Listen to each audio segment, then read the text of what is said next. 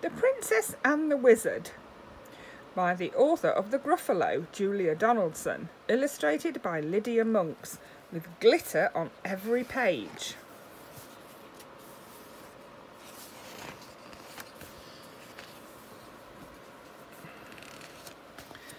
It was Princess Eliza's birthday. She was just blowing out the 7 candles on her cake when a wicked wizard flew down the chimney and into the room. "Why didn't you invite me to your party?" he thundered. "Because wicked wizards like turning people to stone," replied Princess Eliza. "So they do," said the wizard, and with a flick of his bony fingers he turned the king, the queen and all the party guests into stone.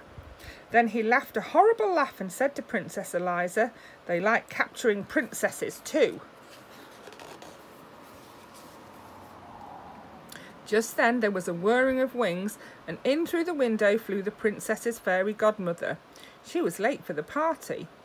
When she saw what had happened, she waved her wand and said, "The princess may try 7 times to escape by changing her colour and changing her shape." The wizard just laughed his horrible laugh and said, "Changing her colour and changing her shape will never help Princess Eliza escape." Then he snapped his bony fingers again and turned the fairy godmother to stone. The wizard whisked the princess up the chimney and carried her away to his tall dark castle. He locked her into the cellar, where she cried herself to sleep. The next day was Monday. The wizard unlocked the cellar door. He was holding the big red book which contained all his magic. "This is your first chance to escape," he said. "I shall count to 100 and then I shall come and find you." He opened his book, closed his eyes and began to count. Princess Eliza ran outside. The moat of the castle shone blue under the blue sky. She jumped in the water and turned herself into a blue fish. 98, 99, 100. The wizard opened his eyes, looked in his magic book and read, "To find where Eliza is hiding from you, look in the moat for the fish that is blue." He fished Eliza out of the moat and took her to his kitchen, which was full of blue plates and pots and pans. They were all covered in dried up food. "So you like blue, do you?" he asked. "Then set to work and wash," and he locked her in. On Tuesday morning the wizard unlocked the kitchen door. He looked at the clean plates and pots and pans and he grunted. "Chance number 2, he said. Then he opened his book, closed his eyes and began to count. Princess Eliza ran to the farmyard. She turned herself into a yellow chick and hid in some straw.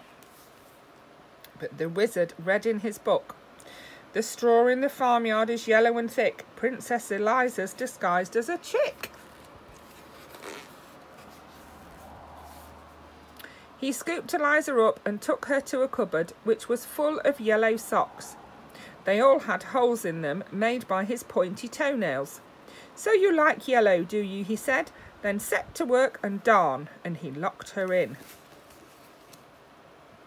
On Wednesday morning the wizard unlocked the cupboard door, looked at the darned socks and grunted. "Chance number 3, he said, and he opened his book, closed his eyes and began to count. Princess Eliza ran to the meadow. She changed herself into a green grasshopper and hid among the grass blades. But the wizard read in his book, "The grasshopper princess is easily seen, chirping away in the meadow so green." He caught Eliza in the net and took her to his green bathroom. The bath, basin, walls and floor were covered in the wizard's slimy toothpaste. "So you like green, do you?" he said. "Then set to work and wipe," as he locked her in.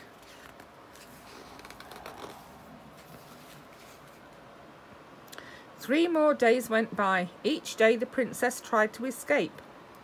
On Thursday she turned herself into an orange fox and hid in a pile of orange leaves. On Friday she turned herself into a purple butterfly and fluttered among the purple flowers. On Saturday she turned herself into a black cat and lurked in a black tunnel. But each time the wizard found her and gave her yet more work to do. On Sunday morning, the wizard came onto the roof, where Eliza had been scrubbing the sooty chimney pots. Instead of grunting, he laughed his horrible laugh. "This is your last chance," he said. "If I catch you this time, you must stay and work for me for the rest of your life." Then he opened his book, closed his eyes, and began to count.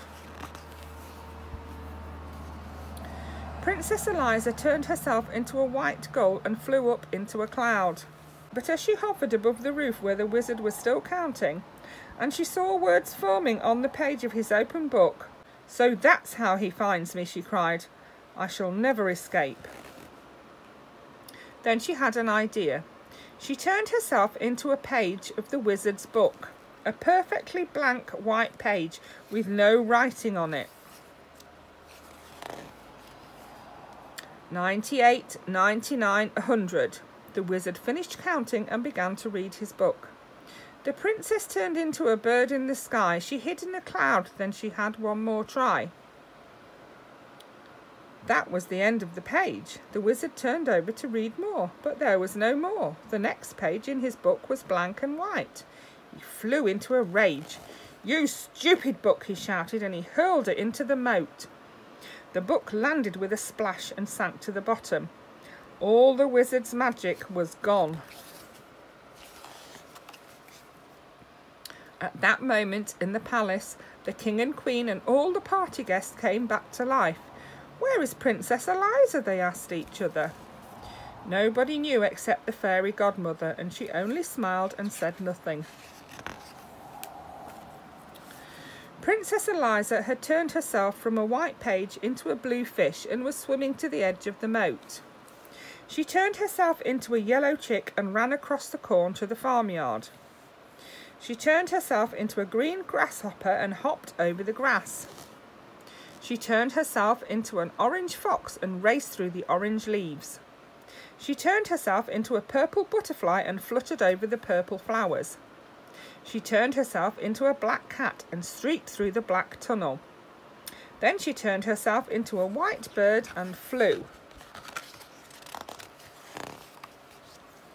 All the way back to the palace, in through the window. She perched on a chair at the tea table and changed herself back into a princess. The king and queen and all the party guests hugged her. Then Princess Eliza cut her birthday cake and everyone had a slice.